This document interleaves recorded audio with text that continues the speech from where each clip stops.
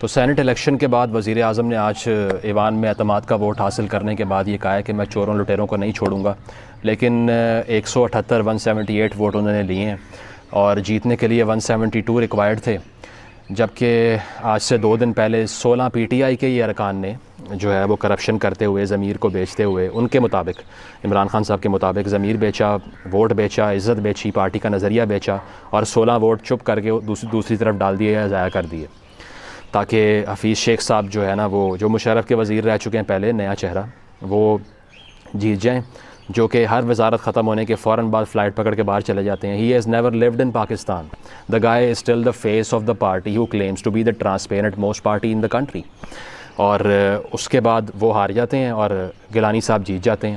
تو وہ 16 ارکان کے ان کو نام بھی پتہ لگ گئے۔ علی زیدی صاحب نے کل کہہ دیا تھا ہمیں نام پتہ ہیں، لیکن بتائے کسی کو نہیں۔ کیوں؟ کیونکہ وہ 16 ووٹ تو آپ کو وزیر اعظم پر اعتماد حاصل کرنے کے لیے چاہیے تھے، کیونکہ 178 میں سے 16 نکالو تو بچتا ہے 162، اور آپ کو جیتنے کے لیے چاہیے تھے 172۔ So that is why you had to stay silent, اور سیکرٹ میں رکھنا تھا اس کو، تاکہ صاف چلی شفاف چلی کے ساتھ چوروں کا جو ایک پوری ٹرین ہے نا، یہ اس کے پیچھے لگے اور وہ ایک بکسا بنے اس کا، اور وہ بچائے وزیر اعظم کو اعتماد حاصل کرنے میں۔ تو ہمیشہ کی طرح این آر او نہ دینے کی بات کی گئی، لیکن این آر او ان 16 لوگوں کو دیا۔ وزیر اعظم عمران خان صاحب نے کچھ نہیں بولا اور کہا کہ بڑا افسوس ہے، لیکن ضرورت تو تھی نا، اب یہ ووٹ دینا تھا مجھے۔ اس کے ساتھ ساتھ این آر او دیا فیصل وافدہ کو، جو کہ فرنٹ لائن کے سپاہی ہیں۔ تحریک انصاف کے اندر سے لوگوں نے کہا بھائی ٹکٹ نہ دو سینٹ کا اس کو، یہ بندہ صحیح نہیں ہے۔ آپ نے کہا خاموش، میں فیصلہ کروں گا کہ میں کپتان ہوں اور مجھے پتہ ہے کہ میں نے کیا کرنا ہے۔ فیصل وافدہ صاحب کورٹ کے فیصلے کے مطابق جھوٹے اس طرح ثابت ہوئے کہ قرآن پہ حلف دیا کہ میں دوہری شہریت کا حامل نہیں ہوں، اور امریکہ کے شہری نکل آئے۔ ان کو پتہ لگ گیا کہ میں ایم این اے شپ سے فارغ ہونے لگا ہوں، تو انہوں نے سینٹ کا ووٹ ڈالا، آدھے گھنٹے بعد ریزگنیشن بھیج دیا اور اپنے وکیل کو کہا کہ عدالت میں جا کر کہو کہ میرا تو کیس ہی ختم ہو گیا دوہری شہریت، کیونکہ میں تو ایم این اے ہوں ہی نہیں ہوں۔ تو ایم این اے شپ سے استعفیٰ دیا اور سینیٹر بن گئے۔ تو یہ ہے صاف چلی شفاف چلی، اور یہ ہے این آر او نہیں دوں گا۔ یہ ہے وہ کرپشن نہ کرنے کی سٹوری جو کہ نون لیگ وغیرہ ساری گندی پارٹیاں کرتی رہتی ہیں۔ میں تو یہ کہہ ہی نہیں رہا کہ وہ اچھی ہیں، وہ تو سارے کسی کھاتے میں ہیں ہی نہیں نا، کیونکہ اگر تحریک انصاف کے علاوہ کسی پارٹی کی آپ بات کر لیں، چاہے وہ جے یو آئی ہے، پیپلز پارٹی ہے، نون لیگ ہے، میں کسی کا ساتھ نہیں دے رہا، سب کے سب کرپٹ ہیں، لیکن ان کو ڈسکس کرنا ضروری اس لیے کہ یہ کلیم کرتے ہیں ہم کرپٹ نہیں ہیں، ٹھیک ہے۔ اس کے بعد انہوں نے کہا کہ میں کسی صورت جو ہے نا وہ ان لوگوں کو چھوڑوں گا نہیں جنہوں نے پاکستان کا پیسہ لوٹا ہے۔ بات یہ ہے کہ آپ تو کچھ کر ہی نہیں سکتے، کیونکہ ادارے تو آزاد ہیں، تو آپ تو نہ کسی کو پکڑ سکتے ہیں نہ کچھ کہہ سکتے ہیں، کیونکہ نیب بھی آزاد ہے اور عدلیہ نے فیصلے کرنے ہوتے ہیں، تو پھر آپ کیسے کہہ رہے ہیں میں کسی کو چھوڑوں گا نہیں۔ اور دوسری بات یہ ہے کہ ہر سپیچ کے اندر آپ ایک چیز دیکھیں گے، ہزاروں سالوں سے جو پولیٹیشین ہے نا، وہ مذہب کا استعمال اس لیے کرتے آ رہے ہیں کہ ان کو سیاست میں اسٹرینتھ چاہیے ہوتی ہے۔ اگر آپ کو نہیں معلوم تو امریکہ جیسے سیکولر کنٹری کے اندر بھی ایونجیلیکلز فار ٹرمپ کی ابھی کیمپین چلی ہوئی تھی۔ کرسچنز کا ایک سیکٹ ہے جو کہتے ہیں کہ ہم ٹرمپ کے ساتھ ہیں، اس کو سپورٹ کرتے ہیں، اور ٹرمپ بھی ان کو انڈورس کرتا تھا۔ اسی طرح اگر آپ رومن امپائر کی بات کر لیں تو کانسٹنٹین وہ پہلا بادشاہ تھا، روم کا ایمپرر تھا، جس نے یہ کہا تھا، خواب ایک دفعہ اس نے صبح اٹھ کر کہہ دیا کہ میں نے خواب میں کراس دیکھا ہے، آج سے میں کرسچن ہوں۔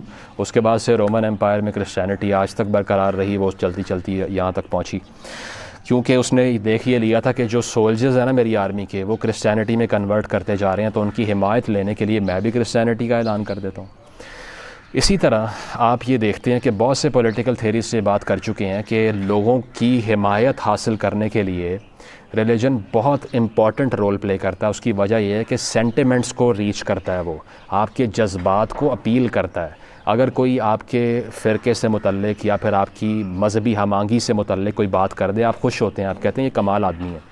آپ یہ نہیں دیکھتے اس کی پرفارمنس کیا ہے، آپ یہ نہیں دیکھتے وہ اپنا رول ادا کر رہا ہے یا نہیں کر رہا۔ فار انسٹنس پنجاب گورنمنٹ کافی عرصے سے فیلیئرز کا شکار ہے یہاں پر، جب سے یہ ان لوگوں کی گورنمنٹ آئی ہے۔ اس سے پچھلی ساری بہت بری تھی، مجھے پہلے ہی معلوم ہے۔ یہ مت بتائیے گا کہ نون لیگ نے تو کچھ اچھا نہیں کیا، کیونکہ اس کو ایڈ ہومینم کہتے ہیں، کہ اپنا جواب دیے بغیر کسی اور پہ اٹیک کر دینا۔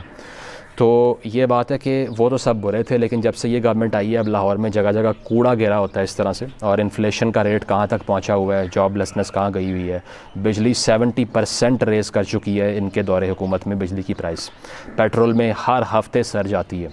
تو اس سارے کو ڈیل کس طرح کرتے ہیں کہ ایک نوٹیفیکیشن آتا ہے کہ آئندہ سے عربی زبان جو ہے وہ یا پھر ایک مخصوص جو ہے نا وہ کریکولم کو بدلا جائے گا تاکہ لوگوں کو اسلام کی سمجھ آئے.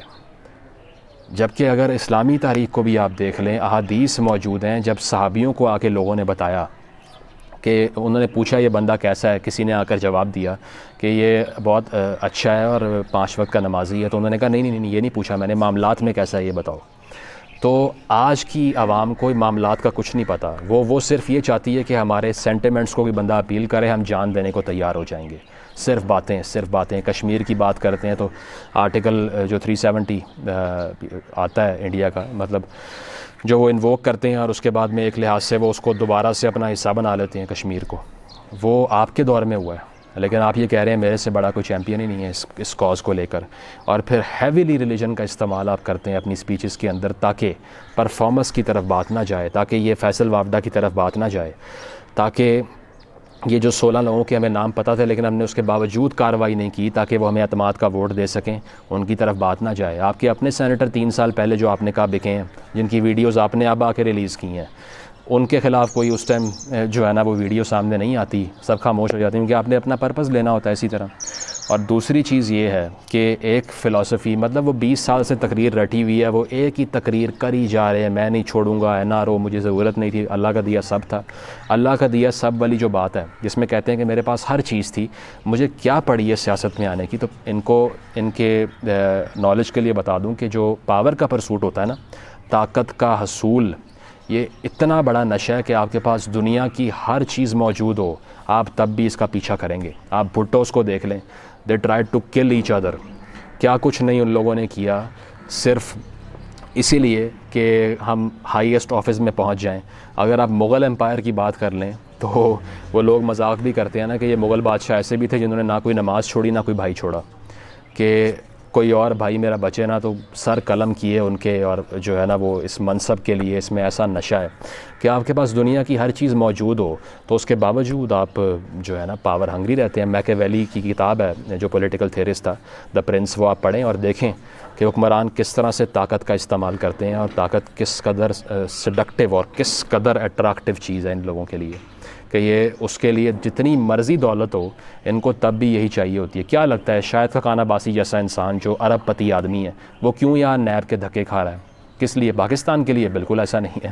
پاور کا جو پرسوٹ ہوتا ہے اس سے بڑی تو کسی قسم کی فورس نہیں ہے. تو آپ یہ مت بتائیے کہ میرے پاس اللہ کا دیا سب تھا، میں تو آپ لوگوں کے لیے یہاں پر آ گیا ہوں، ہمارے لیے آ گئے ہیں آپ، تو پھر آپ پرفارمنس دکھائیں اپنی، لیکن اس طرف آپ کا کوئی دھیان نہیں جاتا. تو یہ بات یہ کہ ایلیٹ سوسائٹی ہے، ایک چند خاندان ہے، 15 کروڑ کی گیم وہ ہر 4 سال بعد کھیلتے ہیں. 15 کروڑ کی سیٹ تم لے لو، 15 کروڑ میں دے دوں گا، اور ایسے مطلب چھت تک پیسے سٹیک اپ کر کے بیٹھے ہوئے ہیں اور بانٹ رہے ہیں اور کھیل رہے ہیں اس کے اندر. تو میرے جیسا یا آپ جیسا انسان 15 کروڑ کا الیکشن لڑ سکتا ہے؟ یہ صرف ایک ایلیٹ سپورٹ ہے، اس میں عام آدمی کی نہ تو کوئی گڈ ول شامل ہے، نہ اس میں پبلک کی گڈ ول کے لیے کوئی ڈیسیجن میکنگ یا لیجسلیشن ہوتی ہے.